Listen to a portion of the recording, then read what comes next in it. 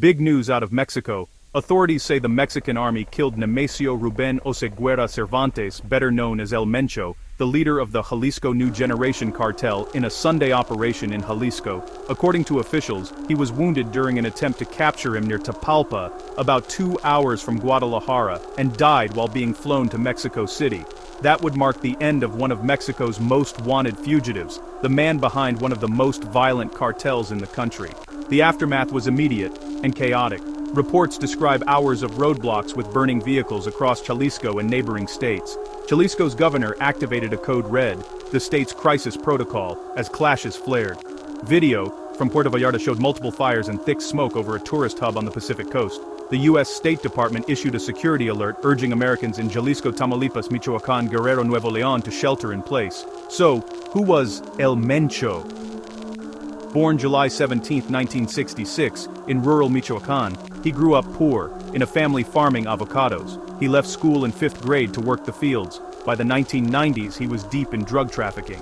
In 1994, he was convicted in U.S. federal court for heroin conspiracy, and served nearly 3 years. His rise tracks with the collapse of the Milenio cartel. After key arrests and the death of a Sinaloa cartel boss created a power vacuum, Milenio splintered. In 2009, one of those factions became the Jalisco New Generation Cartel, CJNG, led by El Mencho. They defeated rival La Resistencia and took over key smuggling networks. From there, El Mencho scaled aggressively, expanding territory, corrupting officials, and weaponizing fear. CJNG grew from a breakaway gang into one of Mexico's leading criminal organizations. The group attacked the military, even bringing down helicopters, pioneered drone-dropped explosives, and laid mines. U.S. agencies have described CJNG as rivaling the Sinaloa cartel, with reach into all 50 U.S. states, supplying cocaine, fentanyl, meth. The U.S. hunted him hard. There was a $15 million reward for information leading to his arrest. He was charged in 2022 for leading fentanyl production and distribution into the U.S., and in 2025 he was sanctioned as a specially designated global terrorist. Some reports also say the cartel was designated a foreign terrorist organization under the Trump administration, but for years, El Mencho seemed to vanish. In 2020, reports said he had kidney disease, and even built a hospital in a remote village to treat it. Rumors of his death popped up in 2018 and 2022, but officials never confirmed them, and the cartel kept operating at full strength. Pressure grew around his inner circle. In November 2024, his son-in-law, allegedly a high-ranking CJNG figure, was arrested in Riverside. He'd faked his death and lived in California under an assumed identity.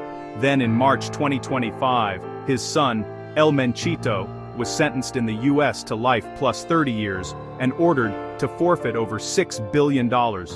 Before his arrest, he'd served as CJNG's number 2 and ran the organization for years, overseeing massive cocaine flows and industrial-scale meth production. Now, with El Mencho reportedly killed, here's what to watch. 1. Retaliation and chaos.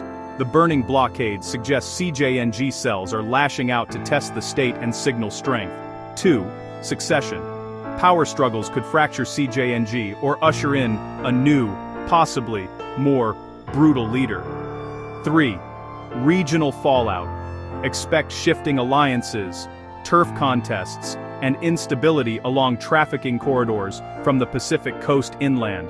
If you're in the affected areas, follow local authorities, avoid protests and roadblocks, and monitor official alerts. If you're a traveler, check your airline, your hotel, and your embassy guidance before moving. I'll keep tracking this story, both the confirmation details around the operation and what it means for the balance of power inside Mexico's criminal underworld. Stay safe, and I'll update you as this develops.